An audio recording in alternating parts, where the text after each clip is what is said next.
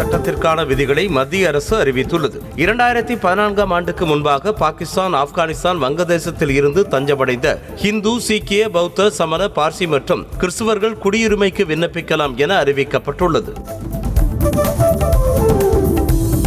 சிறுபான்மையினரை இரண்டாம் தர குடிமக்களாக கருதும் குடியுரிமை திருத்தச் சட்டம் கேரளாவில் அமல்படுத்தப்படாது என அம்மாநில முதலமைச்சர் பினராயி விஜயன் திட்டவட்டமாக கூறியுள்ளார். இது மக்களை மத ரீதியாக பிளவுபடுத்தும் சட்டம் எனவும் கருத்து தெரிவித்துள்ளார். மக்களிடையே பாகுபாட்டை உண்டாக்கும் CAA சட்டத்தை ஏற்க மாட்டோம் என மேற்கு வங்க முதலமைச்சர் மமதா பானர்ஜி அதிரடியாக தெரிவித்துள்ளார். அரசியல் காரணங்களுக்காகவே 4 ஆண்டுகள் கழித்து CAA அமல்படுத்தப்படுவதாகவும் அவர் குற்றம் சாட்டியுள்ளார். குடியுரிமை திருத்த சட்டம் பாஜகவின் தேர்தல் நேர திசை திருப்பும் வேலை என உத்தரப்பிரதேச முன்னாள் முதலமைச்சர் அகிலேஷ் யாதவ் விமர்சித்திருக்கிறார். குடியுரிமை திருத்த சட்டத்தை அமல்படுத்துவதன் மூலம் என்ன நடக்கப் போகிறது எனவும் அவர் கேள்வி எழுப்பியுள்ளார். அமைதிமிகு இந்தியாவில் பிளவுமிகு சட்டத்தை கொண்டு வந்த பாஜகவையும் ஆதரவாக வாக்களித்த அதிமுகவையும் மக்கள் மன்னிக்க மாட்டார்கள் என முதலமைச்சர் மு.க. ஸ்டாலின் காட்டமாக தெரிவித்திருக்கிறார். தேர்தல் நேரத்தில் மக்களின் உணர்ச்சிகளை சீண்டி பிரதமர் மோடி அரசியல் ஆதாயம் அடைய பார்ப்பதாகவும் குற்றம் சாட்டினார். நாடு முழுவதும் CAA சட்டம் அமல்படுத்தப்பட்டதற்கு தமிழக வெற்றிக் கழக தலைவர் விஜய் எதிர்ப்பு தெரிவித்துள்ளார். சமூக நல்லிணக்கத்தோடு நாட்டு மக்கள் வாழும் சூழலில் பிளவுவாத அரசியலை முன்னிறுத்தி செயல்படுத்தப்படும் சட்டம் ஏற்கத்தக்கது அல்ல என அவர் கண்டனம் தெரிவித்துள்ளார்.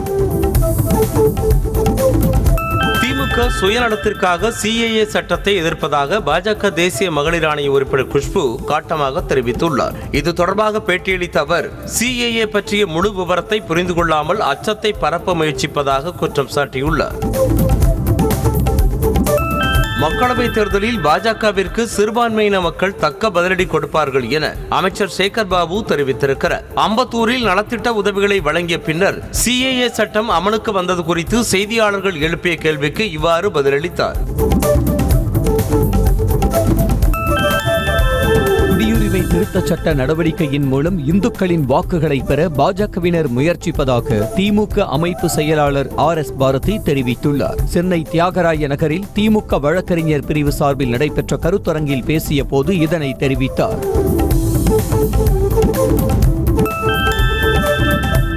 குடியுரிமை திருத்த சட்டத்தை அமல்படுத்திய மத்திய பாஜக அரசை கண்டித்து SDPI கட்சியினர் சென்னை ராஜாஜி சாலையில் போராட்டத்தில் ஈடுபட்டனர். ரமணான் பிறை தென்பட்டிருக்கும் நேரத்தில் முஸ்லிம்களின் மத உணர்வுகளை புண்படுத்தும் விதமாக சட்டம் அமல்படுத்தப்பட்டதாக குற்றம் சாட்டினர்.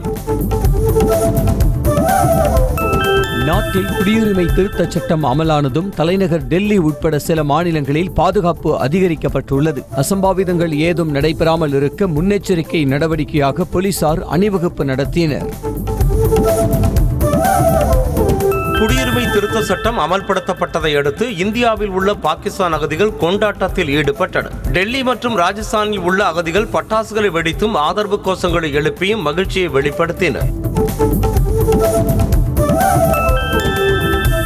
நாட்டில் குடியுரிமை திருத்த சட்ட மசோதா அமலானதை அடுத்து மேற்கு வங்க மாநிலம் கொல்கத்தாவில் உள்ள கங்கா நதிக்கு பாஜக நிர்வாகிகள் ஆரத்தி எடுத்து வழிபட்டனர். அகல் விளக்குகள் ஏற்றியும் கத்தி முழக்கமிட்டும் கொண்டாட்டத்தில் ஈடுபட்டனர். சமூக வலைதளத்தில் பழகிய நபரை திருமணம் செய்து கொள்வதற்காக சட்டவிரோதமாக இந்தியாவிற்கு நுழைந்த பாகிஸ்தான் நாட்டைச் சேர்ந்த பெண் சீமா ஹைதர் CAA சட்டம் அமல்படுத்தப்பட்டதை நொய்டாவில் உள்ள தனது குடும்பத்தினருடன் கொண்டாடி மகிழ்ந்தார். இலங்கை கடற்படையால் கைது செய்யப்பட்ட தமிழ்நாடு மீனவர்கள் 22 பேரை விடுவிக்க நடவடிக்கை எடுக்க கோரி வெளியுறவுத்துறை அமைச்சர் ஜெய்சங்கருக்கு முதலமைச்சர் மு.க. ஸ்டாலின் கடிதம் எழுதியுள்ளார். மீனவர்கள் கைது செய்யப்படுவது தமது நாட்டு மீனவர்களின் நலனை பாதிக்கும் என தெரிவித்துள்ளார். போதைப்பொருள் விவகாரத்தில் தமிழ்நாடு அரசை கண்டித்து இன்று தமிழ்நாடு முழுவதும் அதிமுக சார்பாக மனித சங்கிலி போராட்டம் நடைபெறவுள்ளது. சென்னை அபிராமபுரத்தில் நடைபெறும் போராட்டத்தில் EPS கலந்து கொள்ள உள்ளதாக கூறப்படுகிறது. பெங்களூருவில் உள்ள தண்ணீர் பஞ்சத்தை காரணம் காட்டி தமிழ்நாட்டிற்கு கர்நாடக அரசு தண்ணீர் தர மறுப்பதை திமுக வேடிக்கை பார்ப்பதாக பாஜக மாநில தலைவர் அண்ணாமலை குற்றம் சாட்டியுள்ளார். தமிழ்நாட்டிற்கு சேர வேண்டிய தண்ணீரை வழங்க வலியுறுத்துமாறும் அவர் கோரிக்கை வைத்துள்ளார். முன்னாள் சிறப்பு டிஜிபி ராஜேஷ் தாஸ் சொந்த ஊரான ஒடிசாவில் இருக்கலாம் என சந்தேகிக்கும் சிபிசிஐடி போலீசார் ஒடிசா சென்று கைது செய்ய திட்டமிட்டுள்ளனர். பெண் எஸ்பிக்கு பாலியல் தொல்லை கொடுத்த வழக்கில் சிறை தண்டனை பெற்ற இவர் தலைமறைவாக உள்ளார். இஸ்லாமியர்களின் புனித பண்டிகையான ரமலானை முன்னிட்டு இன்று முதல் நோன்பு தொடங்கியது. பிறை தெரிந்ததால் தமிழ்நாட்டில் இன்று முதல் ரமலான் நோன்பு கடைபிடிக்கப்படும் என தமிழக அரசின் தலைமை காஜி சலாவுதீன் முகமது ஆயூப் அறிவித்தார். வரும் 16ஆம் தேதி கன்னியாகுமரி மாவட்டத்திற்கு பிரதமர் வரவுள்ள நிலையில் பொதுக்கூட்டம் நடைபெறவுள்ள கல்லூரி மைதானத்தை காவல்துறையினர் ஆய்வு செய்தனர். அகஸ்தீஸ்வரம் பகுதியில் உள்ள விவேகானந்தா பாலிடெக்னிக் கல்லூரி மைதானத்தில் பாதுகாப்பு குறித்து ஆய்வு செய்தனர். டெல்லியில் பிரதமர் மோடி மற்றும் பாஜக தேசிய தலைவர் ஜே.பி. நட்டா ஆகியோரின் தலைமையில் அக்கட்சியின் மத்திய தேர்தல் குழு ஆலோசனைக் கூட்டம் நடைபெற்றது. இதில் எஞ்சிய மக்களவை தொகுதிகளுக்கான வேட்பாளர்களை இறுதி செய்வது குறித்து ஆலோசிக்கப்பட்டது. கருப்பு பணத்தை 100 நாளில் மீட்போம் என கூறி ஆட்சிக்கு வந்த பாஜக அரசு சொந்த வங்கித் தரவுகளை மறைத்ததற்காக நீதிமன்றம் முன்பு தலைகுனிந்து நிற்பதாக காங்கிரஸ் எம்பி ராகுல் காந்தி விமர்சித்துள்ளார். இது நாட்டின் மிகப்பெரிய ஊழலாக இருக்கப் போகிறது என்றும் அவர் குற்றம் சாட்டினார். மக்களவை தேர்தலுக்கான காங்கிரஸ் கட்சியின் 2ஆம் கட்ட வேட்பாளர் பட்டியல் இன்று வெளியாக வாய்ப்புள்ளது. காங்கிரஸ் கட்சி சார்பாக போட்டியிடும் வேட்பாளர்களின் முதற்கட்ட பட்டியல் கடந்த 8ஆம் தேதி வெளியான நிலையில் 6 மாநிலங்களுக்கான வேட்பாளர் பட்டியல் இன்று வெளியாகிறது. அரசுமுறை பயணமாக நியூசிலாந்து நாட்டின் துணை பிரதமரும் வெளியுறவுத்துறை அமைச்சருமான வின்ஸ்டன் பீட்டர் டெல்லி வந்தடைந்தார். இன்று மத்திய வெளியுறவுத்துறை அமைச்சர் ஜெய்சங்கரை சந்தித்து இருதரப்பு உறவு குறித்து பேச்சுவார்த்தை நடத்துகிறார். இந்திய கடல் பரப்பிற்குள் நுழைந்த 2 சீன உளவு கப்பலால் அச்சுறுத்தல் ஏற்பட்டிருப்பதாக தகவல் வெளியாகியுள்ளது. இதனிடையே 2 சீன உளவு கப்பல்களையும் உன்னிப்பாக கவனித்து வருவதாக இந்திய கடற்படை சார்பில் கூறப்பட்டுள்ளது. தருமபுரி மாவட்டம் தொப்பூர் கணவாய் பகுதியில் உயர்மட்ட சாலை அமைக்கும் பணிக்கு பிரதமர் நரேந்திர மோடி காணொலி மூலம் அடிக்கல் நாட்டினார். இப்பகுதியில் அடிக்கடி விபத்து நேரிட்டு உயிரிழப்புகள் ஏற்பட்டு வந்ததால் 775 கோடி ரூபாய் செலவில் இச்சாலை அமைக்கப்பட உள்ளது. புதுச்சேரியில் கொலை செய்யப்பட்ட சிறுமியின் பிரேத பரிசோதனை அறிக்கை, சேகரிக்கப்பட்ட தடயங்கள், கைதான 2 வாக்குமூலங்கள் ஆகியவற்றை போக்சோ நீதிமன்றத்தில் போலீசார் ஒப்படைத்தனர். வழக்கு தொடர்பாக கருணாஸ், விவேகானந்தன் ஆகியோர் கைது செய்யப்பட்டனர்.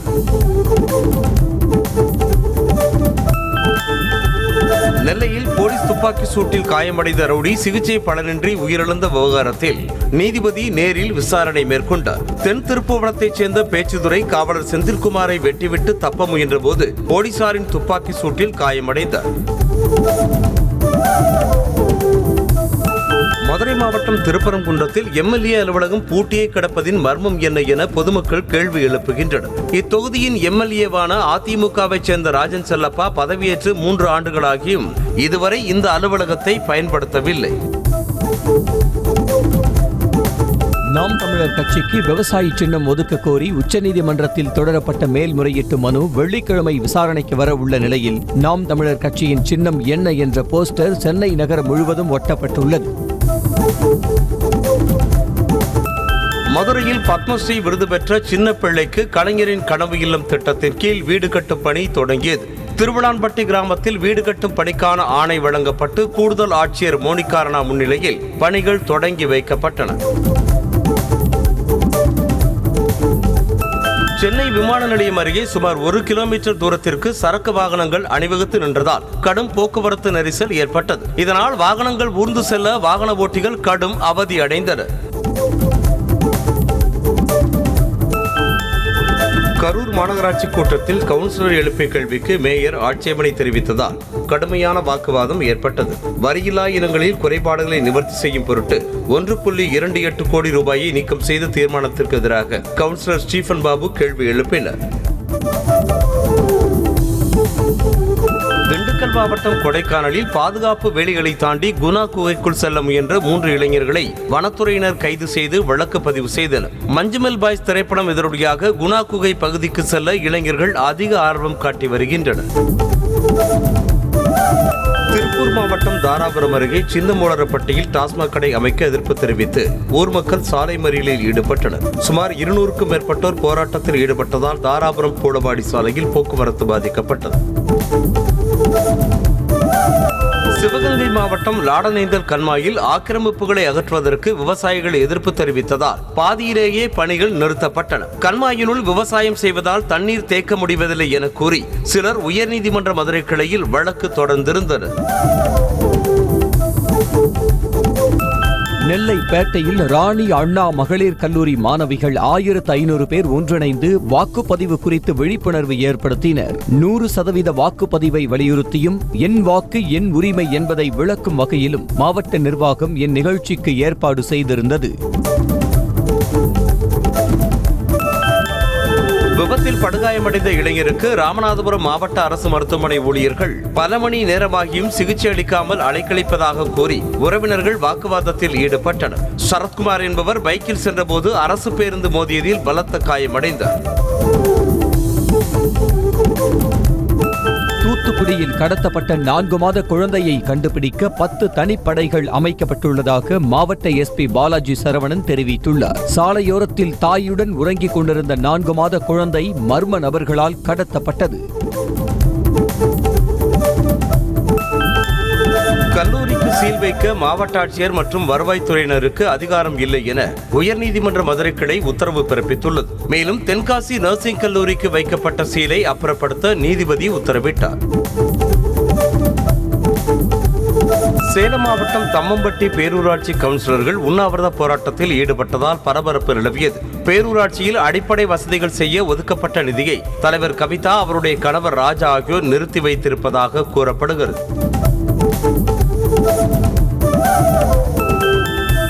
30 ஆண்டுகளாக பணம் தராமல் இழுத்தடிக்கும் மத்திய அரசு நிறுவனத்தை கண்டித்து நிலம் கொடுத்த மக்கள் தர்ணா போராட்டத்தில் ஈடுபட்டனர். சென்னை மாத்தூரில் உர தொழிற்சாலை தொடங்குவதற்காக அப்பகுதியில் உள்ள 400 ஏக்கர் நிலத்தை 1992ஆம் ஆண்டு கையகப்படுத்தியதாக தெரிகிறது.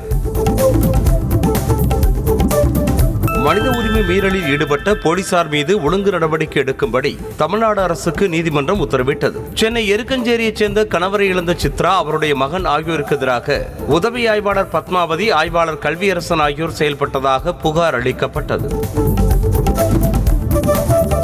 திருவண்ணாமலை மாவட்டம் ஆரணியில் அரசு விழாவில் பங்கேற்க வந்த அதிமுக முன்னாள் அமைச்சர் சேவூர் ராமச்சந்திரனிடம் அதிமுக மாவட்ட செயலாளரின் ஆதரவாளர் வாக்குவாதத்தில் ஈடுபட்டார். மாவட்ட செயலாளர் முன்னிலையில் நிகழ்ந்த இந்த சம்பவத்தால் அக்கட்சியினரிடையே சலசலப்பு ஏற்பட்டது. சென்னை விருகம்பாக்கம் காவல் நிலையத்தில் இருசக்கர வாகனங்களை திருடிய 3 போலீசார் பணியிடை நீக்கம் செய்யப்பட்டுள்ளனர். சிசிடிவி காட்சிகள் அடிப்படையில் உறுதியான நிலையில் கோயம்பேடு துணை ஆணையர் உத்தரவிட்டுள்ளார். திருவண்ணாமலை அருகே முன்விரோதம் காரணமாக நாட்டு வெடிகுண்டு வீசிய சம்பவத்தில் 14 வயது சிறுவன் உட்பட 4 பேர் கைது செய்யப்பட்டனர். மணிகண்டன் என்பவர் மீது நாட்டு வெடிகுண்டு வீசிய அருண்குமார், தினேஷ், தீபக் மற்றும் 14 வயது சிறுவனை சிசிடிவி காட்சிகள் உதவியோடு கைது செய்தனர். தாம்பரம் அருகே இரும்பொலியூர் சர்வீஸ் சாலையில் கடை அமைத்த நபர்களிடம் ஒரு கும்பல் அடாவடியாக பணம் கேட்டு தகராறில் ஈடுபட்ட வீடியோ வெளியாகியுள்ளது. அப்போது ஒரு பெண் பணம் கொடுக்க முடியாது என கூறி வாக்குவாதம் செய்ய கும்பல் மீது நடவடிக்கை எடுக்க கோரிக்கை எழுந்துள்ளது. கன்னியாகுமரி மாவட்டம் தர்மபுரம் ஊராட்சியில் முறைகேடு நடைபெற்றதாக புகார் எழுந்த நிலையில் ஊராட்சி மன்ற தலைவரின் கையெழுத்து அதிகாரம் ரத்து செய்யப்பட்டுள்ளது. அதிகாரிகளின் தணிக்கையின் மூலமாக ஊராட்சியில் 3 கோடிக்கு மேல் நிதி இழப்பு உறுதி செய்யப்பட்டதால் நடவடிக்கை எடுக்கப்பட்டுள்ளது. மதுரையில் இருசக்கர வாகனத்தில் சாகசம் செய்த 2 இளைஞர்களின் ஓட்டுநர் உரிமத்தை ரத்து செய்ய காவல்துறை நடவடிக்கை மேற்கொண்டுள்ளது. தெப்பக்குளம் காவல் நிலையத்திற்கு உட்பட்ட பகுதியில் இளைஞர்கள் பைக் சாகசத்தில் ஈடுபடுவதாக நியூஸ் தமிழ் தொலைக்காட்சியில் செய்தி வெளியானது.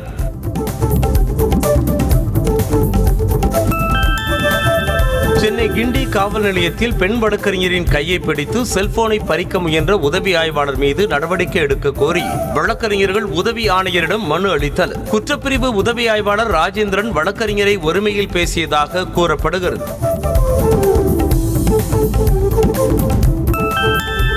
திருப்பூர் மாவட்டம் வெள்ளக்கோவில் தேர் திருவிழாவில் சிறுமியை கடத்தி சென்று பாலியல் தொந்தரவு கொடுத்த 2 பேரை போலீசார் கைது செய்தனர். அதே பகுதியைச் சேர்ந்த பிரபாகரன் மற்றும் மணிகண்டனை போக்சோ சட்டத்தின் கீழ் கைது செய்த நிலையில் மேலும் 5 பேரிடம் விசாரித்து வருகின்றனர். திருப்பத்தூரில் வடமாநில இளைஞரிடம் ஓசியில் பலூடா கேட்டு மது போதையில் கடையின் பொருட்களை அடித்து சேதப்படுத்திய நபரை போலீசார் கைது செய்தனர். இது தொடர்பான வீடியோ சமூக வலைதளங்களில் பரவிய நிலையில் பிரேம்குமார் என்பவரை திருப்பத்தூர் நகர போலீசார் கைது செய்தனர். திருவாரூர் மாவட்டம் கட்டக்குடியில் சுடுகாட்டிற்கு செல்ல பாதை வசதி ஏற்படுத்தி தரக்கோரி கிராம மக்கள் ஆட்சியரிடம் மனு அளித்தனர். கடந்த பல வருடங்களாக சுடுகாட்டிற்கு செல்ல பாதை வசதி இல்லாததால் விளை நிலங்களில் இறங்கி உடல்களை எடுத்துச் செல்லும் அவல நிலை உள்ளதாக கூறப்படுகிறது. சென்னை பூந்தமல்லி அருகே வயலாநல்லூரில் இருந்து சோராஞ்சேரி செல்லும் சாலையில் கால்வாய் கட்டும் பணி கடந்த 2 மாதங்களாக ஆமை வேகத்தில் நடைபெற்று வரும் நிலையில் விரைந்து முடிக்க வேண்டும் என அப்பகுதி மக்கள் கோரிக்கை விடுத்துள்ளனர். புதினா விலை வீழ்ச்சியால் கிருஷ்ணகிரி மாவட்டம் சூளகிரி சுற்றுவட்டார பகுதிகளில் அதனை இயந்திரம் கொண்டு விவசாயிகள் அழித்து வருகின்றனர். சந்தையில் வரத்து அதிகரித்ததன் காரணமாக புதினாவின் விலை கடும் வீழ்ச்சி அடைந்ததாக வேதனை தெரிவிக்கின்றனர். நாமக்கல் மாவட்டம் மணிச்சம்பாளையம் பகுதியில் உள்ள காவிரி ஆற்றிலிருந்து வாகனங்களில் மணல் கடத்த முயன்ற 3 பேரை போலீசார் கைது செய்தனர். அத்துடன் கடத்தலுக்கு பயன்படுத்திய வாகனத்தையும் பறிமுதல் செய்து பரமத்தி வேலூர் போலீசார் நடவடிக்கை மேற்கொண்டுள்ளனர். திருப்பத்தூர் மாவட்டம் கந்திலி அருகே தோப்பில் மாங்காய் திருடிய போதை ஆசாமிகளை பொதுமக்கள் மரத்தில் கட்டி வைத்து போலீசில் ஒப்படைத்தனர். சுடுகாட்டூர் பகுதியைச் சேர்ந்த மாதவன் என்பவரின் மாங்காய் தோப்பில் சக்திவேல், ரமேஷ் ஆகியோர் 3 மூட்டை மாங்காய்களை திருடியதாக கூறப்படுகிறது. கடலூர் மாவட்டம் பன்ருட்டி அருகே வீட்டின் பீரோவை உடைத்து பத்திரம் மற்றும் முக்கிய ஆவணங்களை தூக்கி வயல்வெளியில் வீசிய நபர்களை போலீசார் தேடி வருகின்றனர். அண்ணா கிராமம் பகுதியைச் சேர்ந்த ஓய்வு பெற்ற சிறைத்துறை தலைமை காவலர் மணி சென்னையில் வசித்து வரும் சூழலில் அவரது வீட்டில் கொள்ளை முயற்சியின் போது எதுவும் கிடைக்காத ஆத்திரத்தில் ஆவணங்கள் தூக்கி வீசி எறியப்பட்டன. புதுக்கோட்டை மாவட்டம் பொன்னமராவதி அருகே ஜல்லிக்கட்டு மாடு முட்டியதில் காயமடைந்த ஆலவையில் செந்தில்குமார் என்பவர் சிகிச்சை பலனின்றி உயிரிழந்தார். அவரது உடலை சென்னையிலிருந்து மனைவி வருவதற்கு முன்பு ஊரார் அடக்கம் செய்ததால் ஜல்லிக்கட்டுக்கு தடை கோரி போலீசில் புகார் அளிக்கப்பட்டது. மயிலாடுதுறையில் சொத்துக்களை வாங்கிக் கொண்டு தங்களை நிர்கதியாக விட்ட பிள்ளைகளிடமிருந்து சொத்தை மீட்டு தரக்கோரி பெற்றோர் 3வது முறையாக மாவட்ட ஆட்சியரிடம் மனு அளித்தனர். நடவடிக்கை எடுக்கவில்லை என்றால் கருணை கொலை செய்துவிடுங்கள் என்றும் கண்ணீர் மல்க வேதனை தெரிவித்தனர். தேனி மாவட்டம் ஆண்டிப்பட்டியில் இருசக்கர வாகனத்தில் வந்த மர்ம நபர் சாலையில் நடந்து சென்ற பெண்ணிடம் பணப்பையை பறித்து சென்ற சிசிடிவி காட்சிகள் வெளியாகியுள்ளன. இதனை வைத்து மர்ம நபர் யார் என்பது குறித்து போலீசார் விசாரித்து வருகின்றனர்.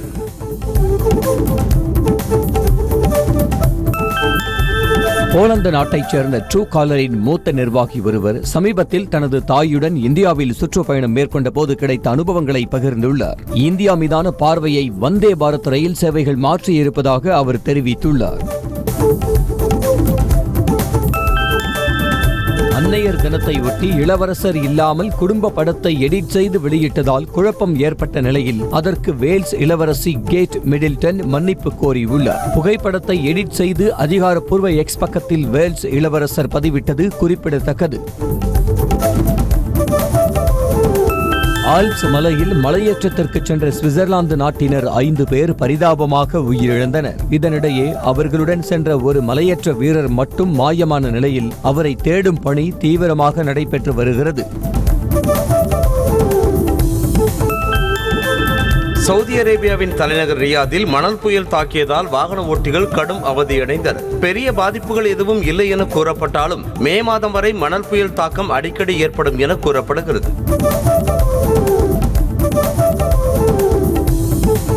பெண்கள் பிரீமியர் கிரிக்கெட் தொடரின் இன்றைய ஆட்டத்தில் மும்பை இந்தியன்ஸ் அணியை ராயல் சேலஞ்சர்ஸ் பெங்களூரு அணி எதிர்கொள்கிறது. டெல்லியில் உள்ள அருண்ஜேட்லி மைதானத்தில் இன்றிரவு 7:30 மணிக்கு இரு அணிகளும் பல பரீட்சை நடத்துகின்றன.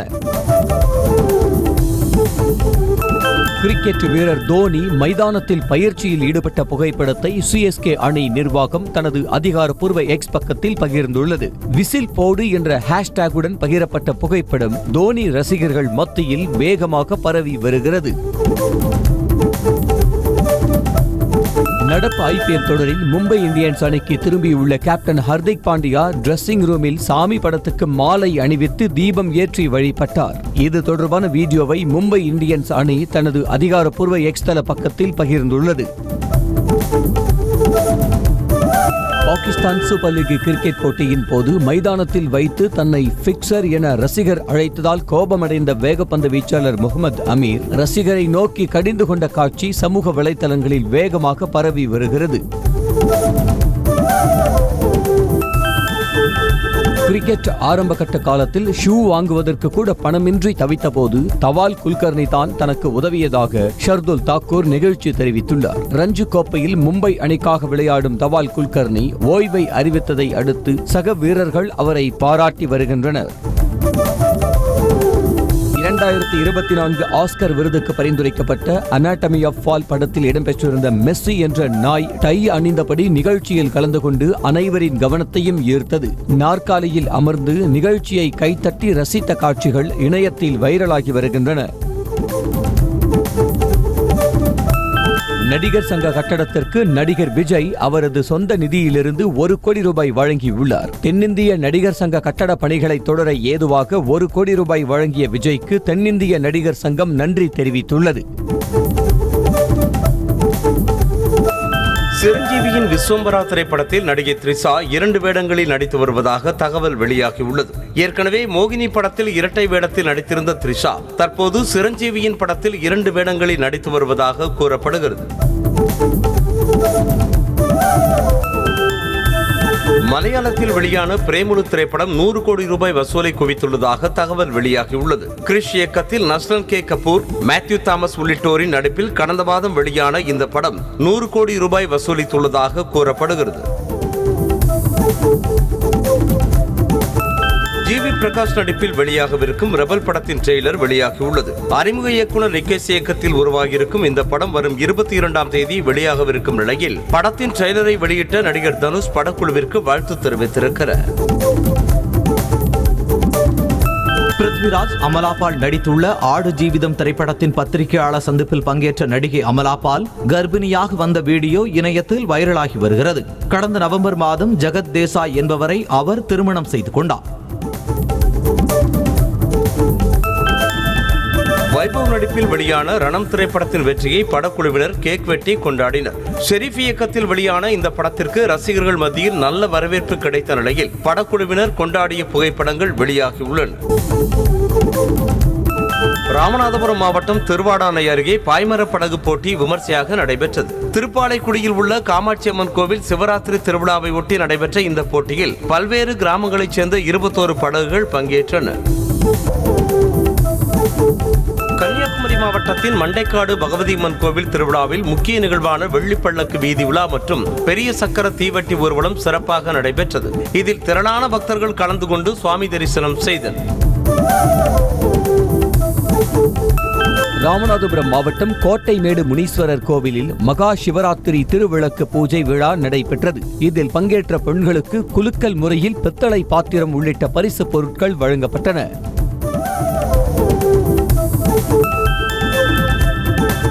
புதுக்கோட்டை மாவட்டத்தில் பிரசித்தி பெற்ற திருவப்பூர் முத்துமாரியம்மன் கோவிலில் தேர் திருவிழா வெகு விமர்சையாக நடைபெற்றது. அலங்கரிக்கப்பட்ட தேரினை அமைச்சர்கள் ரகுபதி, மெய்யநாதன், மாவட்ட ஆட்சியர் மேர்சி ரம்யா ஆகியோர் வடம் பிடித்து இழுத்து தொடங்கி வைத்தனர். மதுரை அழகர் கோவில் கள்ளழகர் திருக்கோவில் உண்டியல் காணிக்கை மூலம் 68 லட்சம் ரூபாய் வருவாய் கிடைத்திருப்பதாக கோவில் நிர்வாகம் தெரிவித்திருக்கிறது. மாதாந்திர உண்டியல் திறப்பு செய்யப்பட்டு எண்ணப்பட்டதில் 33 கிராம் தங்கம், 312 கிராம் வெள்ளி பொருட்களும் வெளிநாட்டு கரன்சிகளும் கிடைத்துள்ளன. சிவகங்கை மாவட்டம் குன்னத்தூரில் பங்கு அன்னை ஆரோக்கிய மரியாவின் 275ஆம் ஆண்டு நினைவு திருவிழா சிறப்பாக நடைபெற்றது. 94 நாட்டு சேவல்களை பலியிட்டு சுமார் 250 கிலோ கரியால் உணவு சமைத்து அன்னை ஆரோக்கிய மரியாவின் பெயரால் அன்பு விருந்து நடைபெற்றது. இஸ்லாமியர்களின் புனித ரமலான் மாதம் துவங்கியதை முன்னிட்டு உலக புகழ்பெற்ற நாகூர் தர்காவில் சிறப்பு தொழுகை நடைபெற்றது. வளைகுடா நாடுகளில் ரமலான் நோன்பு தொடங்கிய நிலையில் தமிழ்நாட்டிலும் இன்று முதல் ரமலான் நோன்பு கடைபிடிக்கப்படும் என தமிழ்நாடு அரசின் தலைமை ஹாஜி அறிவித்திருக்கிறார். போக்கோ நிறுவனத்தின் புதிய X6 நியோ ஸ்மார்ட் போன் இந்தியாவில் நாளை வெளியாகும் என அறிவிக்கப்பட்டுள்ளது. இந்த ஸ்மார்ட் போன் நாளை பகல் 12 மணி முதல் பிளிப்கார்ட் வலைதளத்தில் விற்பனை செய்யப்படும் என்றும் தெரிவிக்கப்பட்டுள்ளது. ராயல் என்ஃபீல்ட் நிறுவனத்தின் புதிய புல்லட் 650 மாடலின் டெஸ்டிங் புகைப்படங்கள் வெளியாகியுள்ளன. புதிய புல்லட் 650 மாடலின் தோற்றம் கிளாசிக் 650 போன்றே காட்சியளிக்கிறது. இந்த மாடல்களில் 650cc ட்வின் சிலிண்டர் என்ஜின் வழங்கப்படும் என தெரிகிறது. செய்திகளை உடனுக்குடனும் துல்லியமாகவும் தெரிந்து கொள்ள சப்ஸ்கிரைப் பண்ணுங்க.